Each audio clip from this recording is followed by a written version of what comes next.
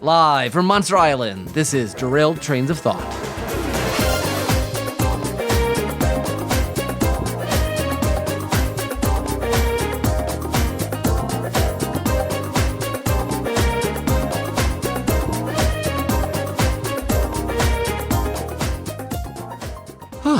Okay, Tim. Back to normal things, right? You still have your equipment, right? Yes, we're all good. Although Bernie Fusco, when he had our stuff, he wound up deleting a bunch of our music. What?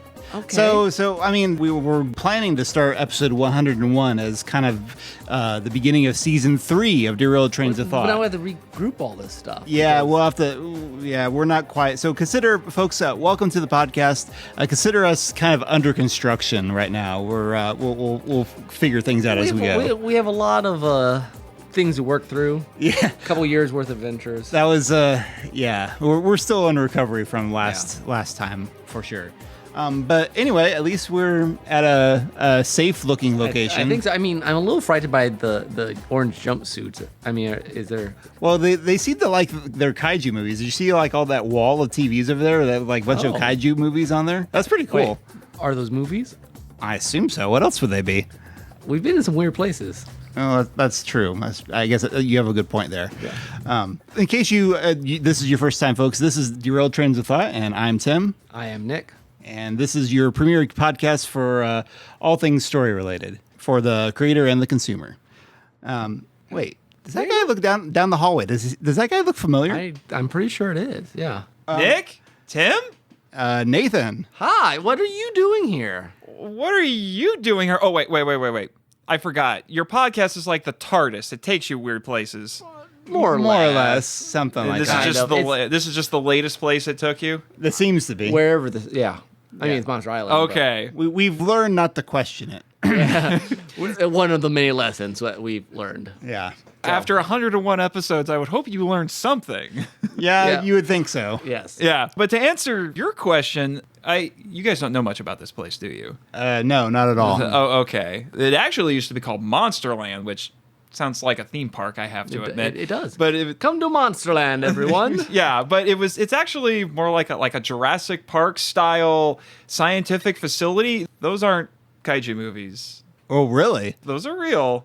There are many kaiju residents here. We will stay in this building. Yeah, that would be wise. Makes sense. This is a very, unlike Jurassic Park, this is a very secure facility. Do you have one of those balls we can go look around? Those balls that you can just ride around. Oh, you mean Jurassic World? Yeah, Jurassic World. They're still working on that. Oh man. But no, it's actually very secure. Other than that one unfortunate incident in 1999 that we do not speak of with the disco nuns, some of us call them. Yeah, I see. Yeah. But I don't. But anyway, no. So there's actually a resort here. They established after that unfortunate incident to improve their PR, make a little money on the side, and relaxing resort. After yeah, this episode. and I was doing grad school and I needed a break from everything, so I took a vacation here, and then I found out that they had a job opening. Interesting. Yeah, there's a film vault here that houses the many movies starring or about the kaiju residents here.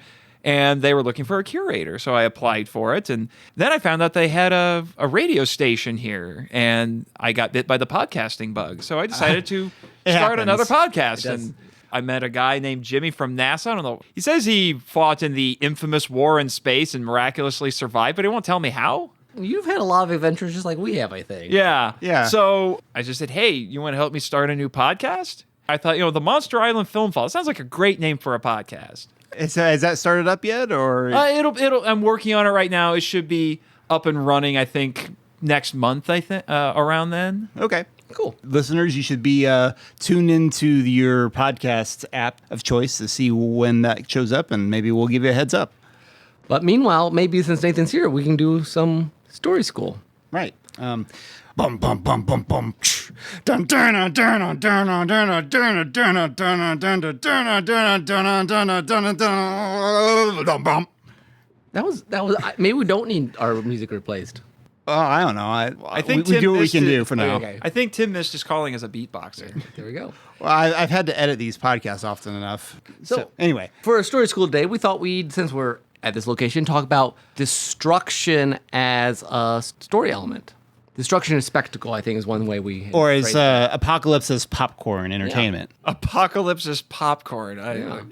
That sounds like the title of a movie waiting to happen. Or either that or a very bizarre children's book. I'm not sure which one at this point. Well, let me kind of explain where I first started thinking about this. It goes all the way back. I don't know if maybe not when I first saw it in theater, but after thinking about Thor Ragnarok back in November 2017, which in some ways is a very dark movie, but when most people talk about Thor Ragnarok, they talk about it as being really fun and silly and like lots of goofy moments. But like Asgard is destroyed.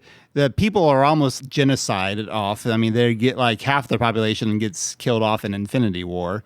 I mean, it's called Ragnarok. I mean, if you know, Exactly. even if you only have a cursory knowledge of Norse mythology, that is the end of the gods and essentially the end of the world. Right. And yet here it is kind of played off as this kind of campy 80s-tastic sort of thing, so it just got me thinking. And then I know, Nate, you love kaiju movies, obviously. Yeah. So, and that's a huge factor. I mean, kaiju movies are tended to be seen as like just kind of a fun, popcorny kind of event. And yet, you were talking about like massive destruction and the end of the world as we know it. It's the end of the world as we know it. Exactly. Okay, I'm sorry. It was an obvious reference. Obvious reference is obvious. So, But I mean, it's just an interesting phenomenon. I thought it might be interesting to explore. yeah, it's interesting that you mentioned Thor Ragnarok. I was not disappointed with that movie, but I was a little bit surprised at how light it was, and I thought the jokes ended up undermining the drama that was there, but that was surrounded by so many jokes that kind of sucked the drama out of it. Yeah, and I've heard some people who have complained about MCU movies in the past said this is a common problem with MCU. They will sometimes have a dramatic moment and then have a joke immediately following it that kind of diffuses the whole situation. Yeah, and the way I explained it to people is that Thor Ragnarok wanted to be Guardians of the Galaxy, but it's not Guardians of the Galaxy. That formula works in Guardians of the Galaxy. I can't understand entirely how it works in Guardians of the Galaxy, especially if you watch Guardians of the Galaxy Volume 2. There's jokes that get thrown into the dramatic scenes, but it doesn't take away the gravitas of what's going on. It still feels natural. Yeah. I don't know how they did it. But strange brew. it is something that has not been replicated by any of its imitators, even within Marvel. So here's a question with destruction. Like, what do you guys think are the kind of main uses of it? Like, why do we just destroy massive amounts of stuff, especially in movies? It doesn't happen in books. But why? What do we get out of it? I was going to say, it does happen in books. The whole first, 2 or 3 chapters of my first Children of the Wells book, Well, everything is literally blowing that's up. true. It does and buildings happen. are collapsing. I mean, I've written this. So why do we do it? Well, I think, and this is something I want to make sure that we broach on this, because I do think there's a difference between, as you're putting it, Tim, destruction, a spectacle, and what's commonly called destruction porn. Okay. There's a massive difference because, and happens a lot in films, I think, more so than really anything else, and that is when I've still had a little bit of a hard time quantifying what is destruction porn. But for me, it's stuff that you have a city being decimated or destroyed or whatever, and it's incredibly gratuitous. It doesn't really serve a purpose other than fancy special effects. The spectacle. Yeah, of the it. spectacle of it. And I know of a common example that people cite for this is Man of Steel. Yeah, I was going to say that. I even remember watching it thinking, like, enjoying it, but thinking, they had just blown a ridiculous amount of stuff up. Yeah. And like, Yeah, it was excessive. I actually felt that way a little bit in Aquaman. Not that they blew so much stuff up, but that there's so much battle and lasers and things happening that at some point, like, it was fun, but I'm like, they've like destroyed everything, and then it like felt too much like, oh, we got computer graphics, let's do it. I felt like when I was watching Aquaman, I just felt like every scene was interrupted by an explosion. It's like everyone's like plop plop plop plop plop plop, boom, character, boom. I mean, why is everything blowing up in this movie? So I guess we can all agree that there are times, especially in visual medium, where it's just like if some action is good, more action is better. Is the theory? It's not true, but that's what they're running on. Which is one of the things that, because Man of Steel feels excessive, but then going back to kind of the kaiju thing, you watch Godzilla 2014, or you watch even Pacific Rim. Pacific Rim is an action movie. Yeah. But it's not destruction porn, because each of those battles has a purpose to it. And yeah, there's lots of cool things in it, and they come up with some really clever set pieces and things like that. You know, like one of the mechs finds, because these mechs are like 200 feet tall, and one of the mechs goes off and finds a freighter from a harbor, starts dragging it around, and then clubs a monster with it. I mean, so that's clever and it's cool, but it still plays into the rest of the story of what's going on. And it's not, I mean, there isn't necessarily consequences to it, but you see that there are people in this city and they're hiding. There's a reason for why they're doing everything. Whereas Man of Steel, it just seemed very willy-nilly, and people are just being endangered for no reason and things like that. And I think that's another one of the things that separates it, is there has to be consequences to it, and there has to be a reason for it. For a while there were a lot of disaster movies getting made, and that just all of them are just like, it's just a stupid plot that exists as a setup for cool, air quotes, special effects. And I wonder, I mean, because to a certain extent, especially in visual medium, destruction adds a sense of danger, a sense of excitement, of instant, just add water sort of conflict. And so in that way, I can see why you throw it in. And I do think also, there's a short story I read in high school, and I wish I remembered the name of it. But it was all about these kids who went into this, I think it was an abandoned house that kind of like set up to just like, so it could like just collapse, just destroy it. It was kind of about that desire humans have to just like destroy things. You pick up a leaf and tear it apart, or you pick up a banana and pull the legs off. I mean, I don't do that, but people do. Mm-hmm. And I wonder if there's just something we like about seeing things beat up, as long as we know that it's also not real. And that's a key part that I've wondered about this, in terms of like how much empathy an audience may have for the characters in a movie that are in the middle of an apocalypse. It seems to me that for the most part, audiences don't particularly care that much, or usually not that invested in crowd scenes, but they're very invested in particular characters. Like if a character is caught up in a crowd, then they suddenly care about the entire crowd. But if it's like a whole crowd of people dies and then the one hero lives, well, then everyone's happy. It's still a fun movie. Okay, I just got to say real quick here, one of my pet worst memories of watching a disaster movie. So Dante's Peak. You guys seen Dante's Peak? Yeah. Well, no, but I think you've ranted about this before. Yeah, on the podcast. I've only seen a couple of clips of it. Grandmother dies, dog lives. Oh my gosh, that was a trope. I know, it was all the time in the 90s. But the grandma like gets melted down by like acidic water that the volcano. It was horrible. It was like I will never understand how, and this happens in Independence Day as well. It does. Yep. Boomer will live. Yeah, I mean, I've never understood this thing where we just watched thousands of people die, but my gosh, that dog, thank goodness, dodges that fireball. That would have magically. That would have been too mean. You can kill all the humans, but that dog. Or going back to Man of Steel. I mean, like one of the scenes that just drives me insane is they decide to have Jonathan Kent die saving a dog from a tornado. What is that? If it was a little kid, I could accept it. Why wasn't it a little kid? Why was it a dog? What is it? Well, Hollywood and that's just bizarre. Animals, yeah, I don't know. But I mean, this is my theory for why Thor Ragnarok also gets away with this kind of stuff, because unfortunately, I think most audiences did not care that much about Asgard. Mm-hmm. I think the Thor movies had a kind of a mediocre reputation, and so undeserved, I want to say. I would say so too. I saw this coming early, like the marketing for Ragnarok really kind of amped up the parallels, like you said, to Guardians of the Galaxy, and it made me a little sad. I understood why they were doing it, but like I really appreciated and liked having kind of a slice of fantasy of the kind of Shakespearean slants that they were going for in the previous Thor movies. And I always kind of felt like they just kind of destroyed it willy-nilly because they felt like no one really cared all that much about it. Like when Hela, or what is that her name? The sister, the evil Kate Blanchett, shows up. She immediately kills two of Thor's best friends, and then you get a joke from Karl Urban saying, "Oh, I'm just the janitor here," which, I mean, not a bad move for them to kill. I mean, it was shocking, but then they just kind of whitewashed it over, and then they left them, and they never address it later on. I'm like, dude, those are his allies that from like 2 previous movies that you just offed without like a second thought. At least the like Asian guy got a cool fight scene moment Hogan. off. Yeah.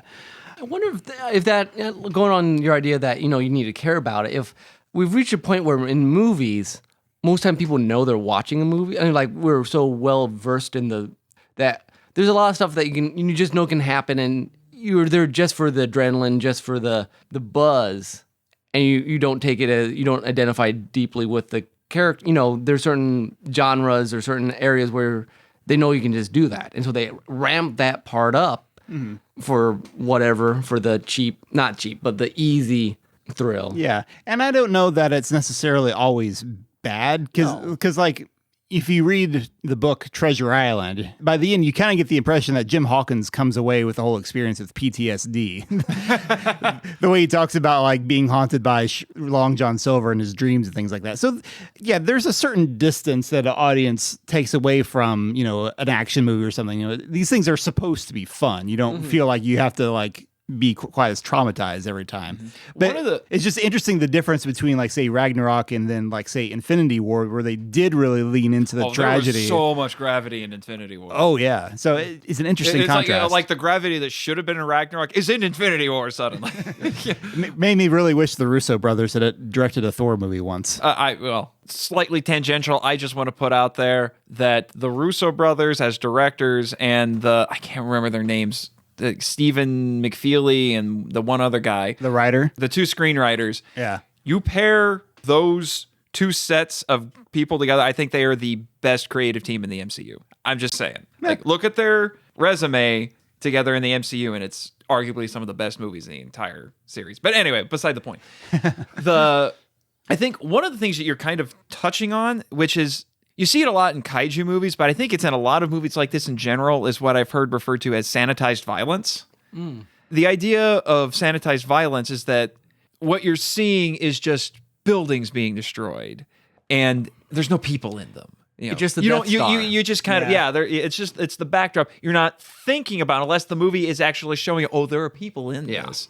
You're not thinking about that. You're just thinking about, that is a really cool building that is getting demolished right now. You're not thinking about whether or not that there are people in that. And I think different movies do that with better or worse ability. And maybe it was just me watching, I'm going to go back to Aquaman, but when they were fighting that seaside village, if they leave, I'm like, how much damage they just did? Like, all these people have to pick up and like live their lives now, and they just run away. Like, I still want to see the movie of the people have to clean up after superheroes.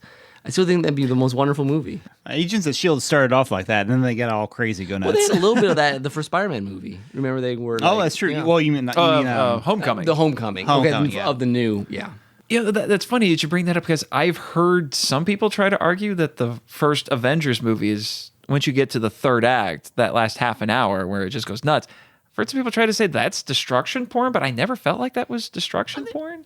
I felt like this was the payoff that we've been waiting for. It's the epic climax that we were waiting for. And if it was less than that, I think people would have been disappointed. Well, I mean, the interesting thing about the first Avengers is that a lot of that movie is build up for a fight that they know is coming. And so it was kind of a build up for war movie in a weird way. So, yeah, I think it never bothered me quite the same way. Maybe that's because New York is kind of America's home turf. Like, we're used to seeing that, so it's like, we're going to see this defended, and it's going to be awesome because the superheroes doing it. And then not only is there buildup, but there's consequences, to having that destruction, or like the whole, after Age of Ultron, when they blow up that, that island falls or whatever, that chunk of land falls. Yeah, everyone elevated the city. Everyone's like showing on the news. They're like, guys, we got to do something about this. This is ridiculous. Yeah. Well, and there's consequences to First Avengers too. I mean, it really changes the MCU world. It's like there was before New York and then after New York. Yeah, pretty much. It's one of the turning points in the series. But I do think, kind of going back when you're talking about tone in all of these things, since I just gave a presentation at G-Fest about this, a pair of screenwriters for Toho, they had very different sensibilities. They were polar opposites from each other, Takeshi Kimura and Shinichi Sekizawa. And Shinichi Sekizawa tended to write lighter stories. They were not insubstantial. They were just, you had to mine it a little bit. And both of them wrote giant monster, or tokusatsu is what it's called, special effects films that included lots of destruction, and their tones and approaches were very different, but they both still worked. So Takeshi Kimura would be the one who would be more likely to write the darker, more dour things and really hammer across the gravitas of it, where Sekizawa took a more lighthearted, often satirical approach to these things. But even then, he did not inject so much that it robbed the destruction scenes of some level of gravitas, and he did not divorce it from the rest of the story. As we were talking, I was thinking of, and I showed you guys this movie actually a year and a half ago or so, Mothra. Yeah. Original Mothra.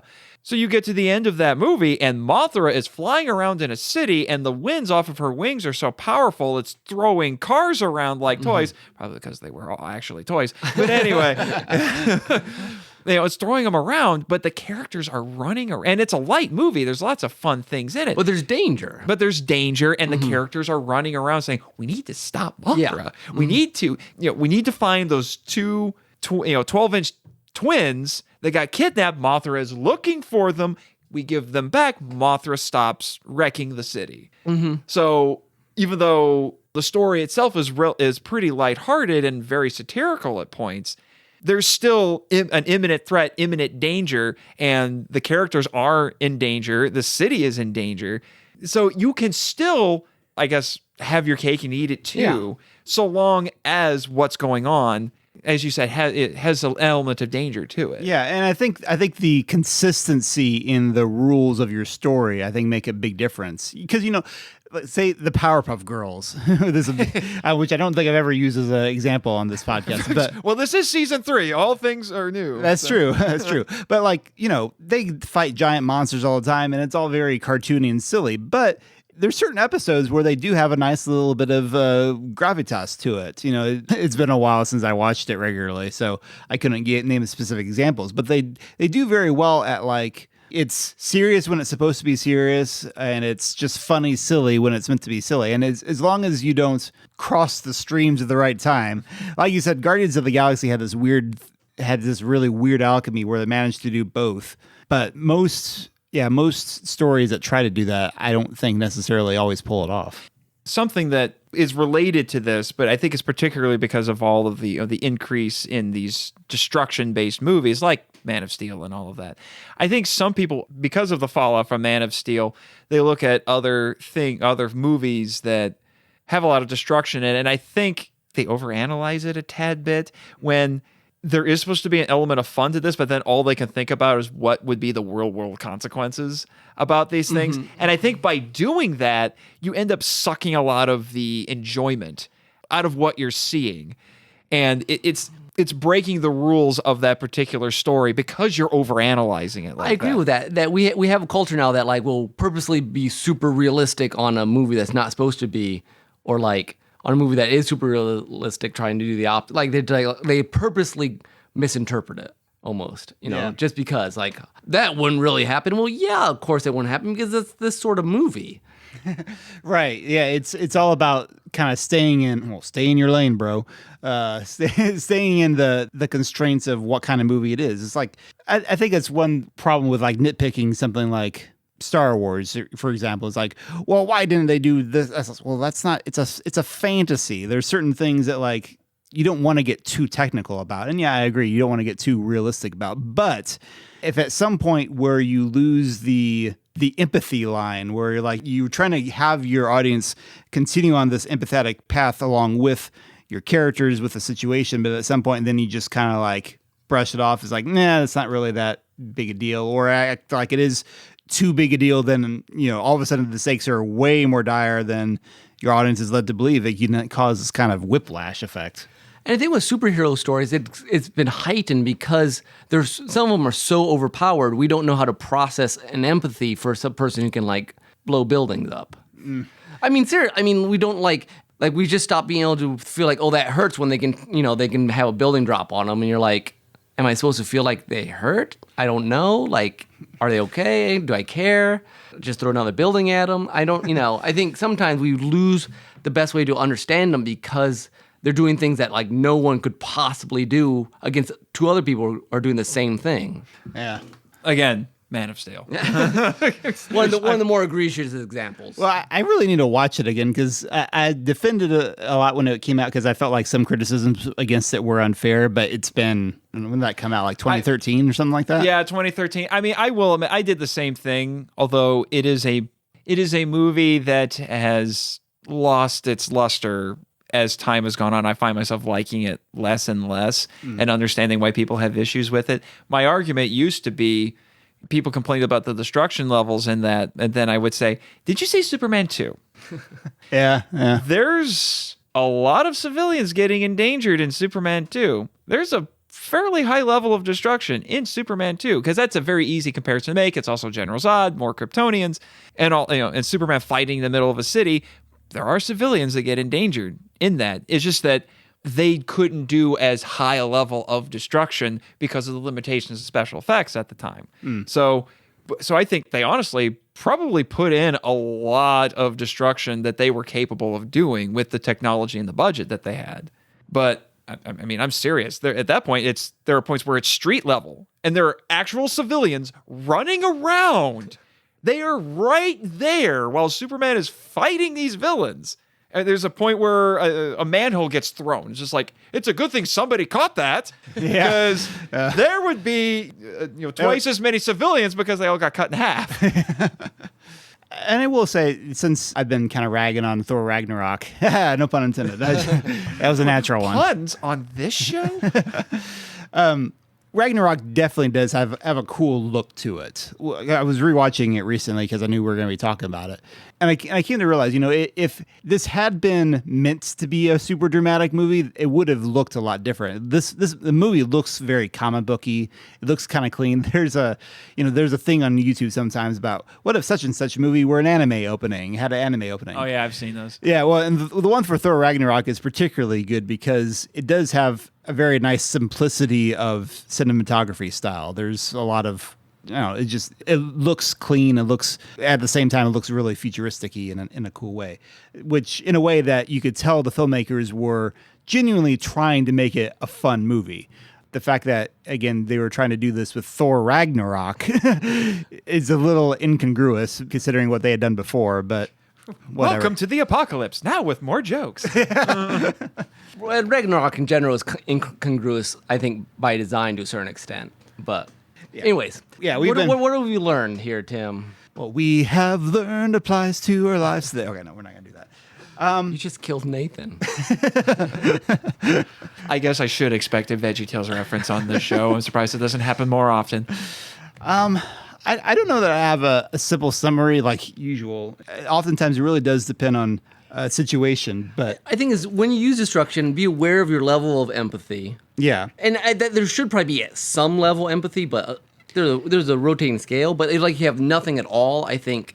I think it can come off a little callous almost. I mean, again, if the purpose of your story is not that, if you're going for like the cartoony Powerpuff Girl level violence, everyone in the city of Townsville is fine. They're used to, like, there's running gags about how they're used to giant monster fights in their city. And that's fun. That's great. I've come up with jokes like that. I had this one bit that I came up with one time where it was a foreign couple that just moved to Tokyo in a Godzilla sort of universe. And they're buying insurance for their house, and they're being told that they have to buy all this extra insurance against kaiju. And I'm just like, what is this? That's Godzilla insurance. Why do I need Godzilla insurance? Did you just move here? Yeah. Give it a couple of months, he'll show up. He might level your house. I think the idea of act of Godzilla insurance. Yeah. and the Nathan's idea of the sanitized violence, I think, is one to keep in mind. That how much are you sanitizing it? I think we had mentioned our violence episode about J. Michael Straczynski saying there should be more violence than it should mean something, which I'm not necessarily agreeing with. But, he has a point. But he has a point that, like, if you sanitize it all the time, people are going to stop taking anything seriously. But and that might be fine in your book. If you're, doing Indiana Jones, you just shoot the guy and move on. I mean, there's a certain amount of, it works. Yeah. But then if you do that all the time, then this is like Guardians of the Galaxy 2, when they start killing all the people, I'm like, I can't deal with this. This is like horribly violent, but you're trying to laugh at it. And it didn't work for me in Volume 2. Yeah.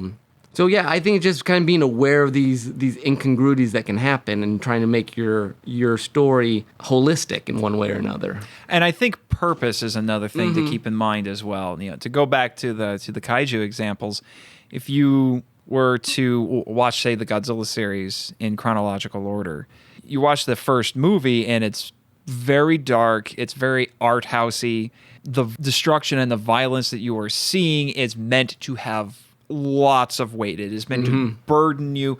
You're not necessarily seeing the characters being endangered, but it's showing you so many people who are being affected by this, and it's very vulnerable people. You know, there's this very famous scene in the movie where you have a mother and two children, and the children are laying in their mother's lap, and there is fire all around them and rubble all around them. And the mother tells her children, if you watch the subtitled version, that they're going to be with their father soon. And that is meant to be heart-wrenching. 2 movies later, you're in full tilt satire, thanks to Shinichi Sakazawa, where they're trying to get King Kong and Godzilla to fight each other, and they're making jokes about how King Kong versus Godzilla would look great on a marquee, and someone's already trying to make a movie out of it, so it's a meta commentary as well. Yep. And just to touch on it like another genre, there's a big difference between Evangelion and Mobile Suit G Gundam.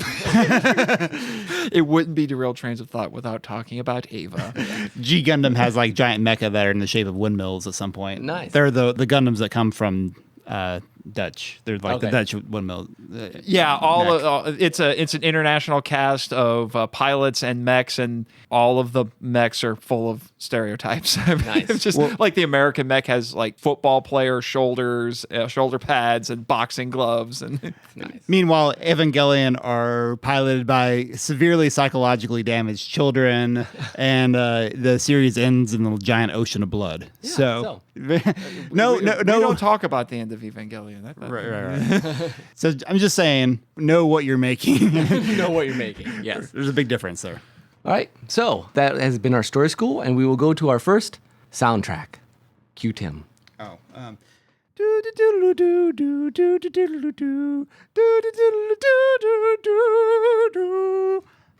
Good enough for now. Nice. That was good. I should have brought like a recorder and we could just do it ourselves. That'd be great. All right. So for the first one, I picked the song from the end of Yoshi's Island. Baby Bowser becomes Giant Bowser, very kaiju-ish. This is remixed by Lashmush, and it is called Bowzilla.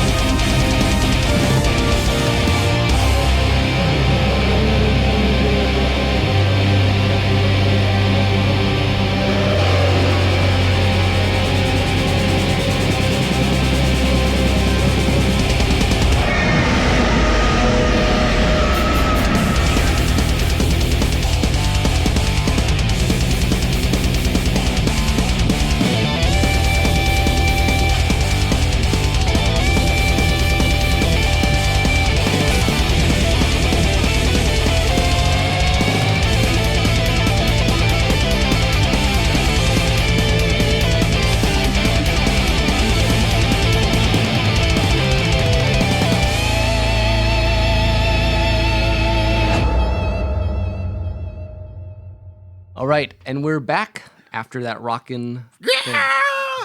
Nice. All right, because we like it and it sounds good, we are going to do some What If. What if? I don't know. Think I can do this on Okay, let's do a this. couple times. What if? What if? What if? Okay, that'll work. Well, That was borderline ASM there, guys. All right, guys. What if? Anyways, so today we thought we'd take some normal movies, some normal books, some randomized stuff, and say, what kind of kaiju would fit best in this world? Because every movie needs a kaiju. Every Actually- country has a kaiju. Yeah, every country. Well, yeah, Godzilla makes everything better. I'm just saying. I suppose for some people who aren't super familiar with the term kaiju, we should have Nathan define it for us. It's a Japanese word. It literally translates as strange beast, though it is usually applied to monsters of gigantic size. Although I think the more proper term for that would be daikaiju, because that's specifically gigantic. That's what you say when they come near. Yeah. Puns. Anyway, Die, kaiju! but that's usually it's commonly applied. If you watch Pacific Rim, that's what they named that's what they call the monsters. They call them kaiju. So giant building-sized monsters. Generally speaking, although then there's weird subsets within that, like kaijin, which is smaller humanoid-looking monsters and things like. But we don't need to get into the minutia of all of this. Okay. Fair enough. All right. Nothing minute about kaiju. So we're gonna throw kaiju into some story that doesn't have Okay, it. let's do a book first. Okay. We each threw in what, three? Three random book titles into a hat because we couldn't find a good random book generator online. No, that no. That at We least have- had things we knew what the heck they were. Exactly. So our first one is One Day in the Life of Ivan. Dionysovich. Yep. Yeah. All right. So if you have you read this, Tim? I think I did read this in high school. Okay, we I read it in college. So basically, it's Alexander Solzhenitsyn saying one day of this Russian guy in a gulag. In communist Russia, Yes. the Soviet Union. This is a very realistic book. Yes, it's like super realistic. It's like, I mean, it's kind of painfully realistic. Yeah. I feel that if we're It going needs to be an Arctic kaiju. it would have to be an Arctic kaiju, and I feel like since it takes place in Russia, it should be a bear. Okay. okay. So Should be a like bear. a polar bear, like a black bear. Probably a black bear. I don't think polar bears are No, you just know, because they're in hang Siberia. out in Siberia. Well, no, I don't think so either. It'd be all white. Maybe it could just it just It blends gets in a while little- they're building that. I think they're building something. Maybe they just like Yeah, see in the all of that. distance. Even Dionysovich is working on a nuclear reactor, a secret nuclear reactor in Siberia. So okay. it's prison labor, and a bear wanders a little too close. And I think it'd be one of those stories and super realistic where the kaiju is not actually in the story; it's just around the story. Like they can Yes. set, like it's like a metaphor for like the all-seeing, powerful government Of the Soviet of the government. Soviet Union. Yeah. Oh, so the okay. I wasn't sure if the kaiju would wind up killing off all the like concentration camp employees and save all the workers, or if it was a benevolent sort of. No. bear. This is Dan Life of Ian Dionysovich. It has to be super realistic. Yeah. It has to be very depressing. Okay. All right. And like Nick said, it's everybody living under the oppressive government, and it's always looming over them. So- although I do think the bear should probably have a hammer and sickle with him, or Yeah. something. So what's this bear's name? Mother Russia?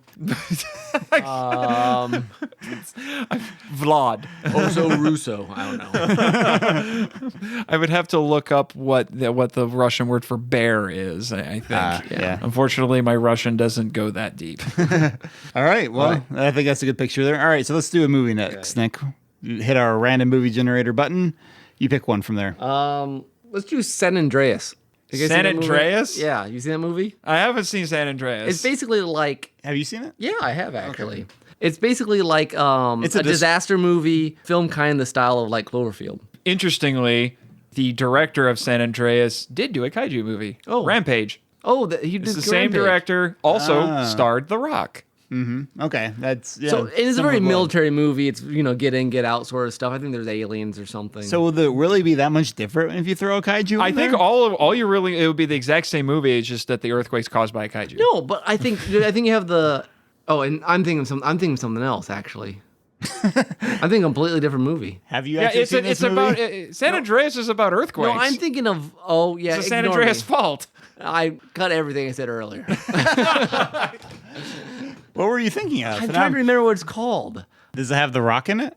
There's a lot of military stuff, but anyways. So the earthquakes. Yeah, it's all about earthquakes in California. So yeah, the earthquake would probably be caused by a kaiju. Yeah, it's a kaiju hanging out in the San Andreas Fault. Should anything crawl out of it? Maybe. Okay. It's a giant mutant mole. Okay. I like that. I'm going with it. Okay.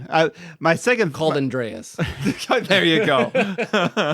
This is California, though, right? Yes. So, like, I have Percy Jackson on my mind right now. So, the other option, if it wasn't a mole, it could almost be a demon that that I don't know if we spawned by want to Hollywood. go that route. I feel like that would completely change this movie if we started going the supernatural route. Where I mean, Okay. I haven't seen San Andreas yet, but I think it's a much lack of a better term, pardon the pun. It's a more grounded movie. Okay, I gotcha. So giant mole. Okay, I get it because it's digging things up out of the ground. Yeah, it's just minding its own business, man. It's not trying to cause an earthquake. Now, is it minding its own business or mining its own business? The pun count just keeps going up. It's like if you need to add a new thing to the Derailed Trains of Thought drinking game, add puns to the list. Pun meter. Pun meter. Pun meter. So, okay, so so it's like it's not really the enemy. They have to calm it down and get it back in the ground. and then like the ending would be like, but when will it return? Dun, dun, dun. So- You sure they just wouldn't trank it and haul it off for study? No, some scientists say you can't do that. It just has a family down there. As a family. It probably does. It has its A little its mole son children. Andreas. Probably got woken up when they finally installed a subway system. Yeah, the babies are called aftershocks. Yeah, exactly. Yeah, there we go. Okay. Okay, let's do a book here. All right. Next, our book title is Les Miserables. Les Miserables. So we need a very French kaiju. Very French kaiju. It needs to be like some last experiment of Napoleon that came back to haunt come back to haunt all the Democrats A skunk. or the Republicans. all the people who want the brotherhood and fraternity again. No. The kaiju is Napoleon. Okay. He was doing experiments on himself because he wanted to be taller. Okay. There you go.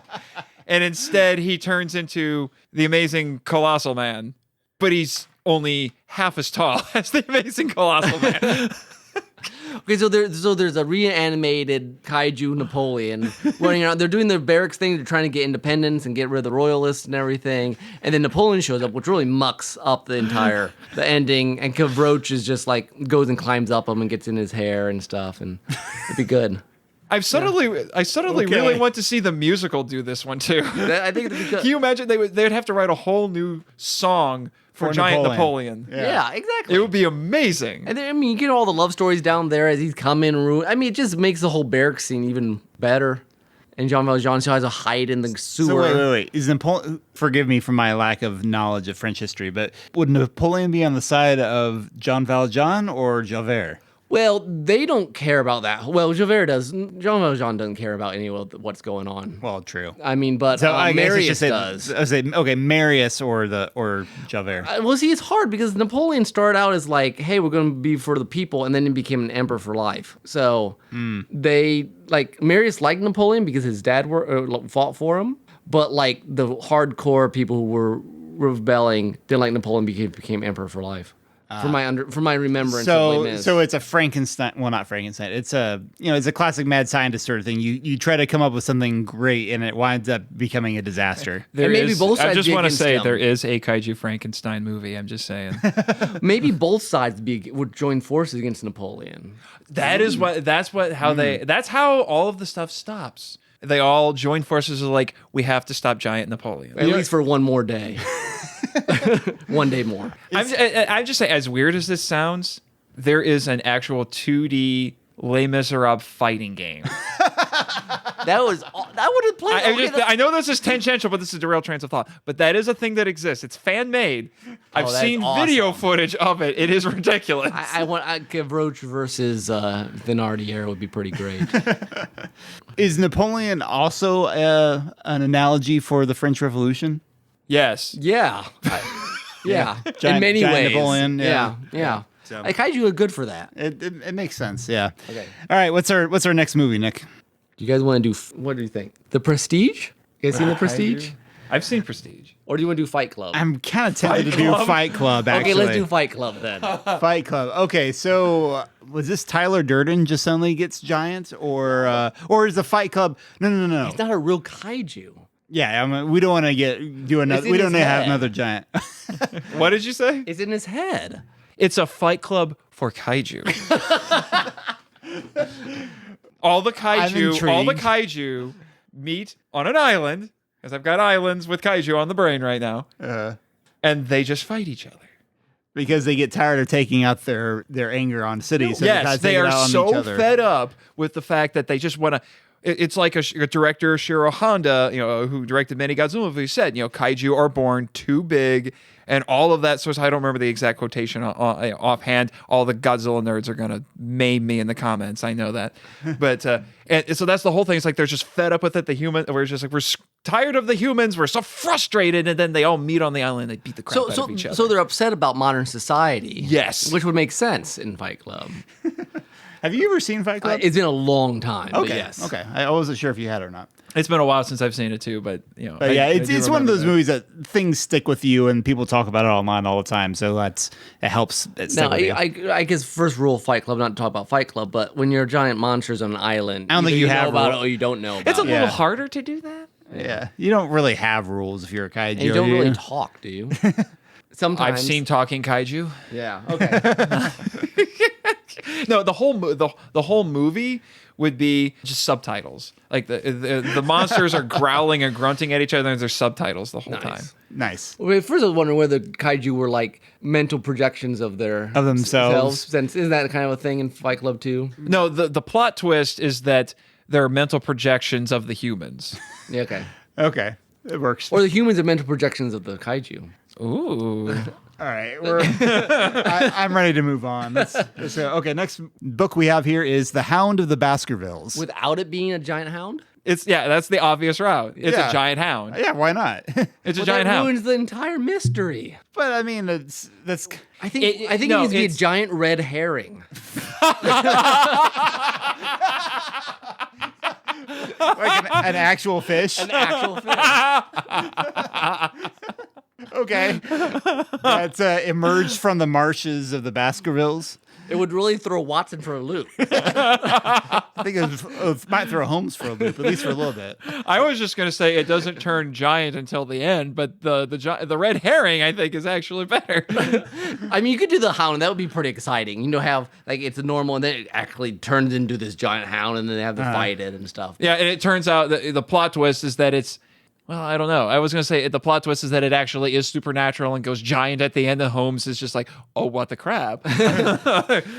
Holmes' chemistry experiment goes terribly wrong. He's like, no, that's the plot twist. He finds out he's responsible for the hound because he dumped a bunch of chemicals into the marshes. In the marshes. And he's like, oh, no. Mix It's it my with fault. opium. Mixed in with those. I have to arrest myself. Nice. I like it. I think we need to do another book. I'm enjoying the books here. Okay. We can jump to another book here. We'll go with Treasure Island. Treasure Island. I think because I had that one on my mind from earlier. All right, I'm thinking one of two things. Sea monster Okay. or the treasure is guarded by a kaiju. That is their final test. The whole rest of the book is the same, but then when they get to the island, it's guarded by a kaiju. Ooh. So I went like weird RPG, and I thought like those treasure chests that are also monsters. I thought kaiju that's just a giant like treasure Giant chest. No. That's a little too cartoony, I even think. Even better. Plot twist. Long John Silver's parrot is a kaiju in disguise. Oh. No, I if we're going with the spirit of the book, because I love Treasure Island a lot. I think the idea of the kaiju being the guardian of the island, that's basically controlled or befriended by Ben Gunn. I think that's the way you got to go, because Ben Gunn is like the secret, like awesome guy that no one knows about until they get to the island. But here's a question. Is the kaiju made of smoke? It's not a smoke monster. So what is it, Tim? You know Treasure Island better than the rest of us. It's been a while since I've read it. It's a wonderful book. I But mean, is it a land kaiju? Is it like an octopus? I feel like it'd be great if it was like some sort of like amphibious thing, something that could be either like it could go from the ocean to the island. Either it wouldn't be hampered. Like a salamander. Salamander might work. that. Yeah, I I was gonna say frog, but like no, salamander would be more interesting. It's way better than my fish that can walk on land that I have in my head. Ben Gunn discovers the missing link. I mean, No, I like the salamander. salamander. That'd and be it can cool. actually breathe fire. Ooh, yeah. yes. And then it can like pick up giant ships with its tongue. Like its tongue sticks out and like throws a ship. Oh, I like this. I like this. I would watch that. Yeah. Or read it too. I want this to exist. I want someone to write awesome. an Extra chapter. an extra chapter. It's like a fanfic chapter that supplants the original ending with the giant salamander. Either that, or someone needs to get really good at necromancy and bring Robert Louis Stevenson back I'm not sure he for would do one that. chapter. Probably not. All right, let's. We've had 2 more books. movie? Let's do one more movie. Okay, The Godfather. You know, the funny thing is I haven't read it yet, but there was actually a Godzilla comic book miniseries that was published that actually I think had to do with organized Really? crime or would something. be It's like good- I think it was like I'm probably butchering the title. I think it was something like Mobsters and Monsters or something. I don't know. Nice. I'll we need, figure it out for real and you can put it in the show notes. So we need a mafia kaiju, right? Basically. I guess I'm not sure about this one. But how do you add it in without destroying the Godfather? You know, whether The mythos, yeah. it needs to be a pretty like low key one. I think like just comes out like, hey, you know. Instead of the horse head, it's a kaiju head. Is it something that like what's Robert De Niro's character's name? Is it Frito? Maybe, yeah. Anyway, is it something that he summons to destroy the rival? The rival at the mob? end. Yeah, toward the end. And maybe both mobs are both working to try to summon a kaiju. I feel like it needs to be very dark and shadowy and stealthy. It's hard to be sneaky when you're a kaiju. Maybe it's a shadow, like it's a kaiju shadow that kind of just clings to the side of buildings and then like It's emerges. So it's very noir. Yeah, exactly. It is actually a projection from the Robert De Niro character who goes around and assassinates all of the other rival gangs. It is the final manifestation of his slide Ooh, okay. I do into that. into if you want to call it this, into evil. I'm enjoying that. Yeah. So Okay. it's I see where you're going with that. Nice. It goes around and And it it keeps- murders all of them in his Yeah. sleep or something like that. I can see that. All right, one more book. The Grapes of Wrath. All right, so you guys have to. I'll take this I have one. not. I actually don't know very much about Great Wrath, except they like They never take a bath. 2 Isn't there- VeggieTale and it- references. Good isn't there- work. Isn't there? I know there's this because I haven't read it yet either. Oh, man. Isn't there? I think isn't there a very famous scene that involves a turtle crossing the road? I think that's in the Grapes of Wrath. I have no idea. Maybe we take another one. Let's here, try just another do one, it. yeah. We'll go another one. Yeah, we don't know. I was gonna after that I was gonna say Plant Monster, but Let's do Hamlet.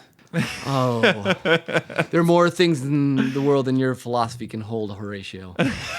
which interestingly in the American cut of King Kong versus Godzilla that is quoted. That's right. At the I've seen that. beginning I've of seen it. that. You're right. Which is terribly out of not terribly out of place. It's a little out of place, but it's just a weird beginning. So we need a very indecisive kaiju. No. So is it a good kaiju? Is it Drat? What's the bad king's name that killed? Who killed Hamlet's dad? I don't think Polonius, but he's just ridiculous. Polonius. No, I suddenly can't remember. 2 things came to my mind. Either the one that I think would be more interesting is that it's the ghost of Hamlet's dad is a kaiju. As a kaiju. Okay. There's that, or I feel like it needs to be looming just over everything Yes. all the time. yes, it should be yes. looming. Something York. No. Yorick is a kaiju skull. It's just the skull. It's just the skull. Maybe it's a like a half dead kaiju. Because after all, something is rotten in the state of Denmark. Yes, that is what's rotten in the state of It's Denmark. just there. Like It's a kaiju corpse. Like it's like just throughout the entire castle, like just Yeah, the kaiju's not actually doing anything. It is the carcass of a dead kaiju that somebody killed, and it's just sitting there it's the like entire super time. symbolic for Hamlet. Yes. It's super awesome. Yes. I would Maybe do we that. could even throw in a few extra lines here and there about somebody saying that that they had just killed this thing. Maybe Hamlet. No, maybe that's the cover story for Hamlet's dad dying. He's like, oh, he died slaying this thing. He wasn't murdered. Yeah, exactly. The players can ask about it, and Rosencrantz and Guildenstern can make jokes about it.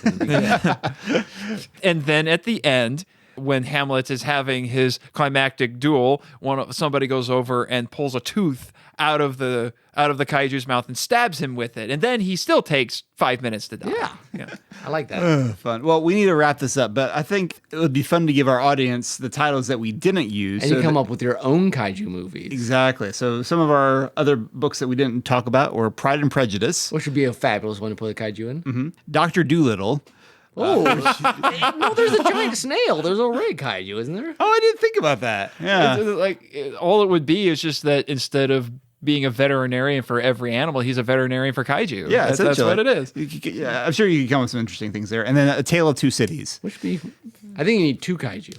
Yeah, A Tale of Two Kaiju, essentially. Yeah. So fan fiction authors get to work on that. We would like to hear your ideas. All right, so that has been our 101st episode. It was nice to hang out with Nathan and to hang out in this relatively safe place near dangerous things. Remind us, what's the name of this place? It was originally Monsterland, but now they've gone with Monster Island. So you may be on the lookout for more podcasts from Monster Island in the future. Yeah. From the Monster Island Film Vault, correct? Jimmy, don't page me when I'm on another podcast. I'm sorry. Jimmy he's my producer. He gets a little overzealous. He's an incredibly overzealous fact checker and all of that. He forgets that I'm not always at work. Fair enough. Well, in the meanwhile, while you're waiting for that podcast, feel free to check out all of our episodes. This is the beginning, what we're calling season 3. The third age of mankind. Of mankind, yep. Of the Derailed Trains kind. If you want to know, the first season is technically like the first 20 episodes for the most part. Second season was a very long stretch from episode 20 to episode 100. And episode 100 has opened up some new opportunities for us that we didn't have a lot of time because we're kind of, like we said, we're under construction, but we have some ideas for the future of this podcast. Yep. Speaking of new opportunities, would you guys like to be on my show? I think it'd be fun. I was going to start with Monster Island's other most famous resident, King Kong. Oh, interesting. Nice little tease there for the audience. But if you want to go through our archives of seasons 1 and 2 of Derailed Trains, that's available at derailedtrainsofthought.blogspot.com. And wherever you can find fine podcasts. Apple Podcasts, subscribe to us there, or Stitcher, or where have you. And join our side podcast, The Weekly Hijack. We're currently going through Babylon 5 still. Yep. And Nathan, would you like to get us our last soundtrack? Well, the obvious thing to do would be to go with something kaiju related. And honestly, if you guys hadn't already played it, I would have actually gone that route, which would have been Wanderer on the Offensive from Shadow of the Colossus, which, spoiler warning, is the theme song for the Monster Island Film Vault.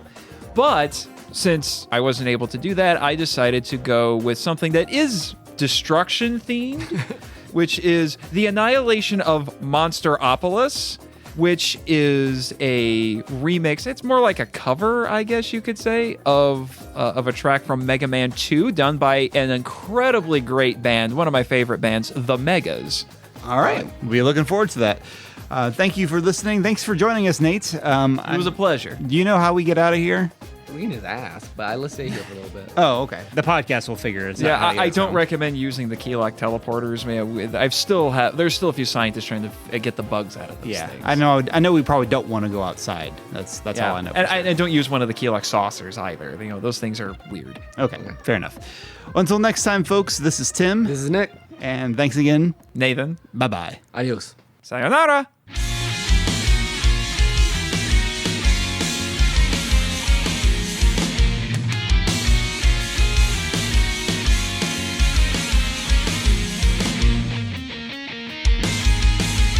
Sitting on my throne up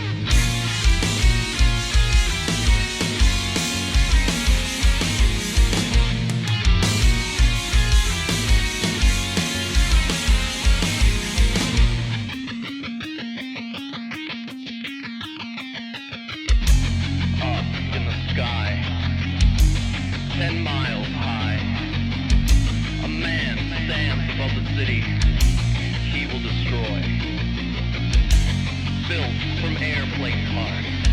His propeller spins as he thinks to himself, I will destroy these people.